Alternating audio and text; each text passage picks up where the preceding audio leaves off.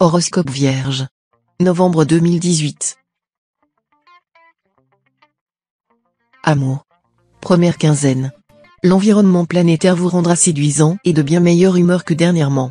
Cette bonne disposition d'esprit n'échapperait pas à votre entourage, et votre conjoint ou partenaire amoureux ne demandera alors qu'à vous satisfaire. Si vous êtes célibataire, votre charme sera très efficace, et la chance vous aidera à trouver rapidement la personne que vous recherchez. Deuxième quinzaine. Ne jouez pas trop avec le cœur de votre conjoint ou partenaire.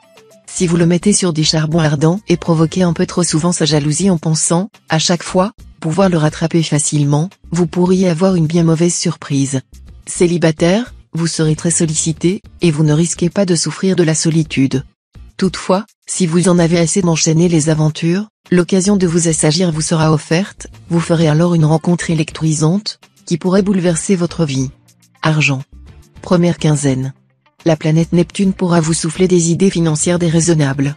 Si vous avez envie de prendre des risques, demandez au moins l'avis de personnes compétentes. Vous pourrez alors faire des choix intéressants. Deuxième quinzaine. Cet aspect de Neptune pourra vous jouer des tours ces jours-ci. Ce ne sera pas le moment de prendre des risques sur le plan financier. Fuyez les achats ruineux, et remettez à plus tard les décisions de placement ou d'investissement. Ainsi vous éviterez des ennuis. Travail. Première quinzaine. Sur le terrain professionnel, vous saurez vous organiser. Vous lutterez pour votre idéal, pour vos opinions. Vous ferez valoir vos droits par tous les moyens. D'où quelques conflits possibles avec vos collaborateurs, avec l'administration. Durant cette période, vous feriez bien de respecter vos engagements sans faire de vagues. Deuxième quinzaine. Professionnellement, votre comportement va se modifier. Vous serez contraint d'aller au fond des problèmes, de peser scrupuleusement le pour et le contre en toute occasion.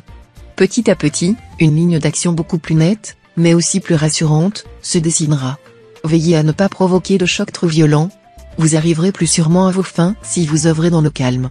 Conseil. Le climat astral de la période vous inclinera à une certaine morosité dont vous auriez peut-être du mal à analyser la cause.